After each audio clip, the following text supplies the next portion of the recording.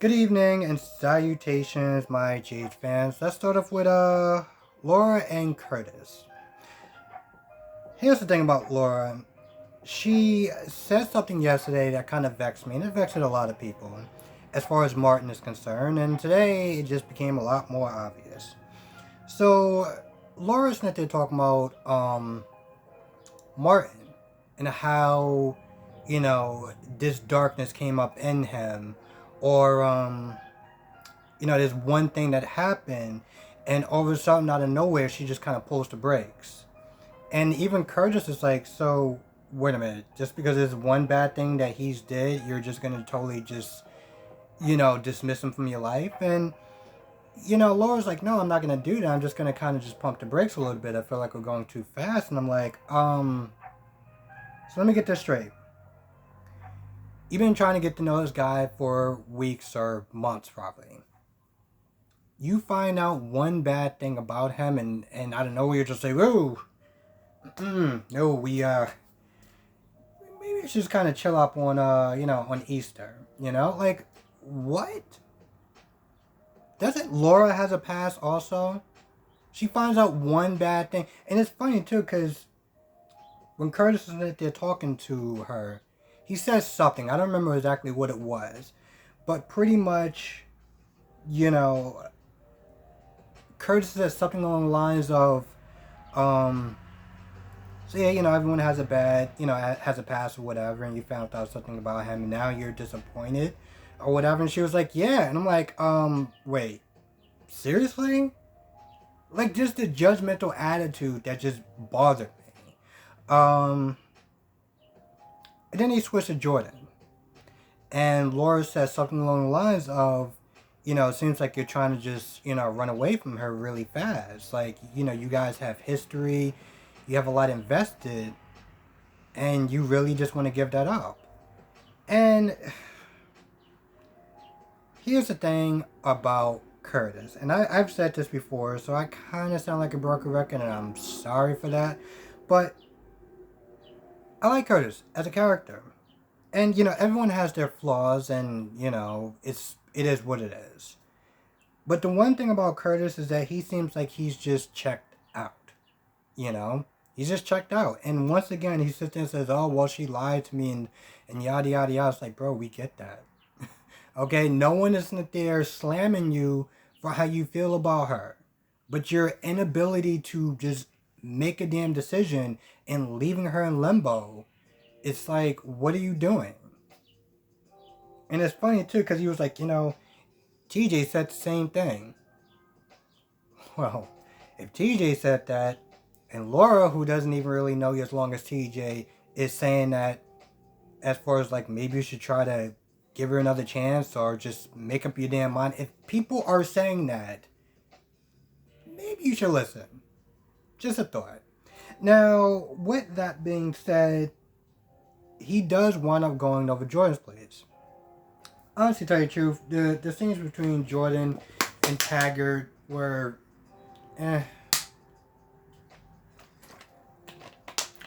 a part where at first Jordan, at first Taggart's like they asked him to look at some files, and Jordan's like, no, we can't do that. Like, we're not doing that. You're not crossing that line. You're not looking in, police files or whatever. We're not doing that.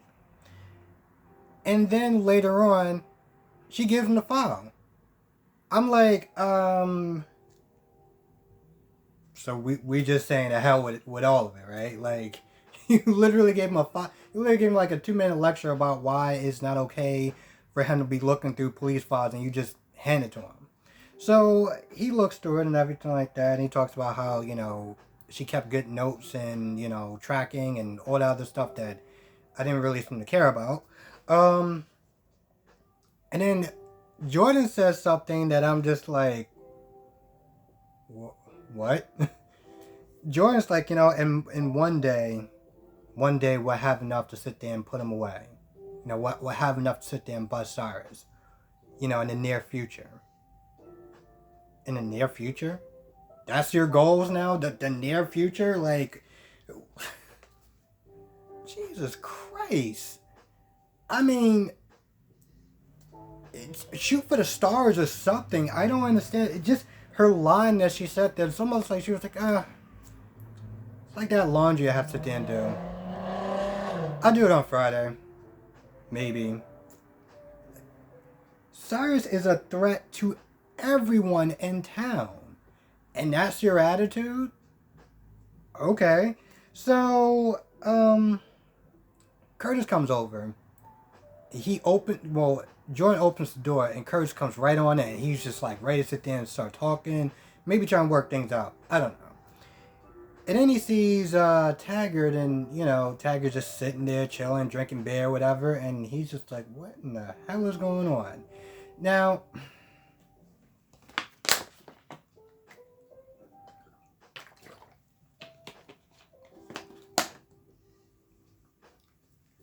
before, and we're going to probably see this tomorrow if the episode actually comes out, I'm like, Curtis, you really have no room to say anything at this point. You really don't. You practically checked out on your marriage a while ago, okay? I don't know what's stopping you from signing divorce papers. You've been hanging out with Portia damn near almost every other day. And you walk in, you see Taggart sitting in the living room, and what? Well, you gonna get mad? You jealous? See a little green in your eyes, bro. What's good? Like, I don't want to hear a damn thing from him. And you know what's sad? He's gonna use that as an excuse to not try to work on his relationship with Jordan. He's like, oh, well, I see y'all together, it's a bad time. Oh, okay, so y'all living together. Okay, yeah, it's cool, whatever. And he's gonna walk out, and he's just gonna forget his whole plan about trying to work things out. And that's what I'm talking about with Curtis. It's like, Oh, also, Laura said thank you for helping out Cam, so, yeah. What else we got? So let's talk about Jason and Cyrus, because that was actually pretty interesting.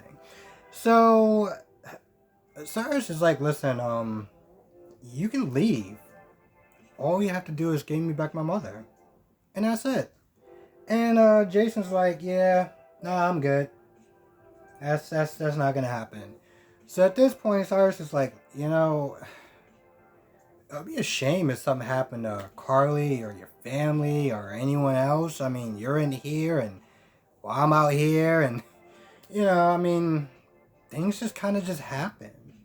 So, with that being said, Jason threatens his mother. And on top of that, Cyrus is like, there's a meeting of 5 families, and, well, you're not being there, it's not going to look good. I mean, you need to represent, and if you're not going to be there, then, I can do what I can to try to hold the 5 families back, but, some of them kind of got tempers, so, I don't know. That's pretty much the way Cyrus put it. And to be honest, I'm like, Jason, what is your plan? Because later on, Michael comes in, and Michael's like, Dante's not going to step in. Dad's not here. You're in jail. And Carly's not going to be doing anything. Apparently, he stepped up before. And I'm sitting there thinking, yes. Just say yes. Jason, all you got to do is say yes. And we'll get him in the exciting story. This will be really great. And Jason's like, no. And I'm like, mother. Instead, we got Michael sitting there dancing around between Sasha and Willow. And he's going to be the odd man out. But I really would like to see that, though.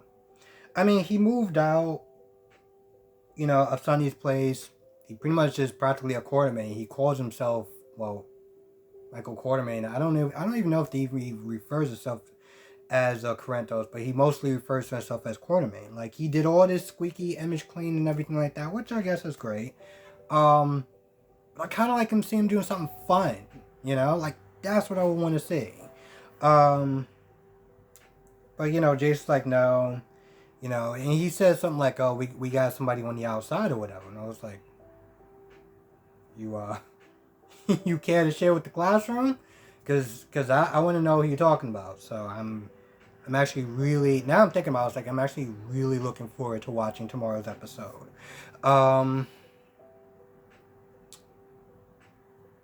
Michael was also talking to Finn, mostly about Alexis and if she's gonna, which way Dante is gonna go as far as his testimony is concerned. And Michael's like, listen, he's a cop. He's just gonna be honest. I mean, he pretty much threw his brother in jail, so um, yeah. And granted, I know he got him out, but that's pretty much after you know he pretty much arrested him and threw him in jail. And I know there was more to it than that, but that's pretty much the gist of it. Why the hell am I putting this cap back on? So let's talk about Alexis real quick. So Alexis pretty much is just like, yep, I'm plead guilty. I'm plead guilty. Sam thinks it's a mistake. Diane thinks it's a mistake. I think it's a mistake. I don't see what good can come from her going to jail. Because if anything, it's gonna make her want to drink more. And probably do some other stuff. So I don't really understand. Like, I guess she wants to take accountability, and that's when Valentine's like, you gotta follow your heart, and you gotta slay those demons, whatever you weigh. I mean, I like Valentine in this because Valentine's like, you do what's best for you. Because at the end of the day, you're gonna affect how other people are. So you got to do what's best for you to kind of, I don't know if that makes any sense, but he's pretty much like, do what you want to do. And of course, Sam is like, yo, shut up, you ain't helping. But through all the tries and everything like that, yep, she's still pleading guilty. How even Finn comes in there for a little bit to give his more support, and then he leaves. And I mean, besides him being for support, like, he didn't really do much of anything else. And it was like, I'm sitting there writing down all these characters' names, and I'm just like, how many people are actually going to be, like, of value in this episode? And besides moral support, he didn't really do anything else. I feel like I'm forgetting so many other people. Let's talk about Brando and Gladys, because Gladys is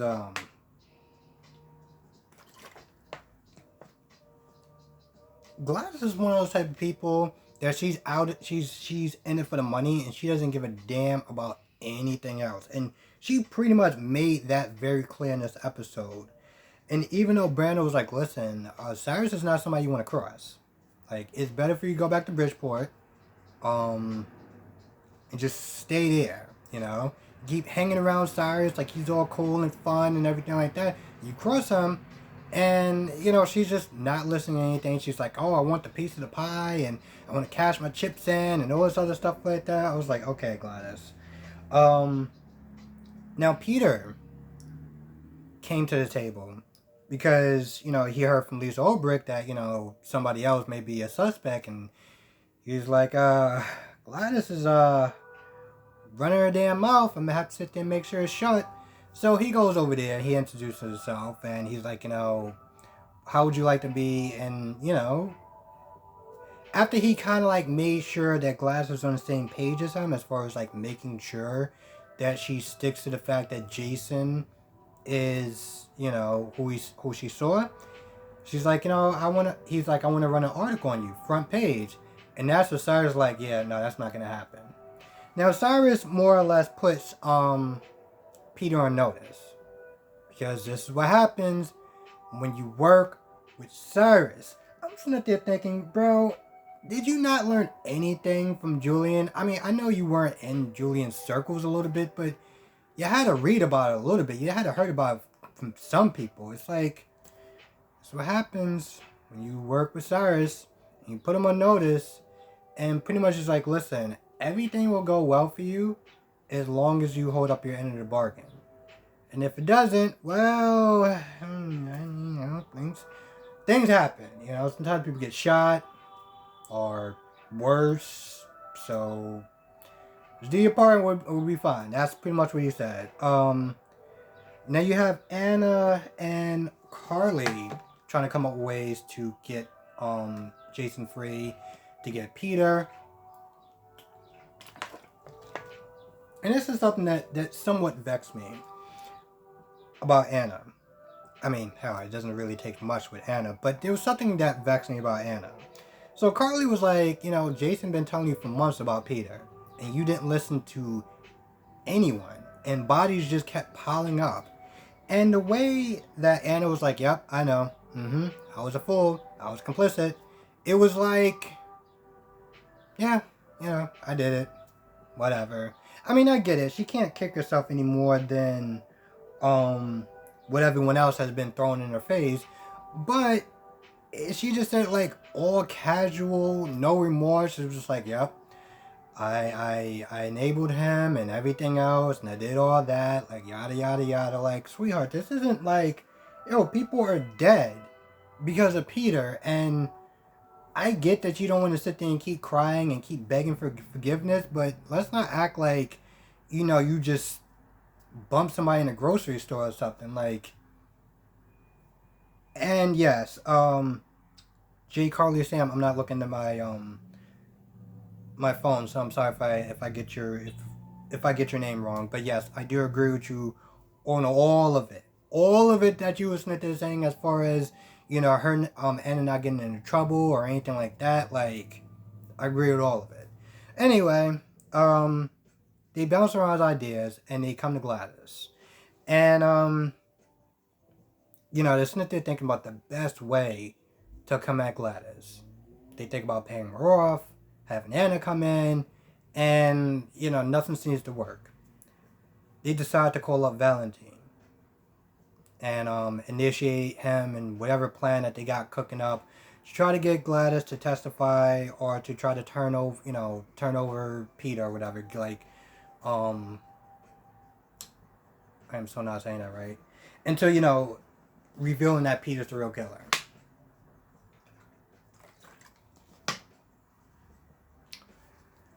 So we'll see. Yeah, I think that's about it. More or less. I feel like I probably forgot something because it was so many damn characters. But I think I kind of covered the gist of it. Not a great episode. Not a terrible episode. Kind of just in the middle. Somewhat like yesterday. Honestly, tell you the truth, there was some good parts. I love seeing Jason and Cyrus go at it. That I love. And there was some other good moments too, but for most of it, it was just whatever. I mean, listen. At the end of the day, Gladys is gonna get hers. And to be honest, now here's something that I'm wondering: why would Brando out his mom like that? Like, I get there's not really a lot of love there, but like, I'm pretty sure if Cyrus shot Gladys, he would feel something. And I get that, Sonny has helped out Brando and everything like that, and, whatever, like, he's been there for them as far as Dev or whatever. But I'm just wondering, why would he actually out her like that? But then sit there in the same breath, you're like, hey, listen, don't get too close to Cyrus, because Cyrus is dangerous, and Cyrus sit there and kill you. Like, you don't think that this is somehow going to get out there back to Cyrus eventually? I'm just wondering what was his motivations for him telling Carly that. I mean, him telling Michael that. I don't really get that, but whatevs. Anyway, I think I probably have more fun talking about it than watching it. Not to say I enjoy it, but usually 9 times out of 10, I usually enjoy talking about like the soap operas more than I do watching them. And I know that's how it was for B&B, but CB, I can't say that last name, decided to be Dick, so that ends that. But anyway, with that being said, I'm going to go. Thank you so much for watching. Let me know what your thoughts are in the comment section below. Be safe. I will catch you in the next video.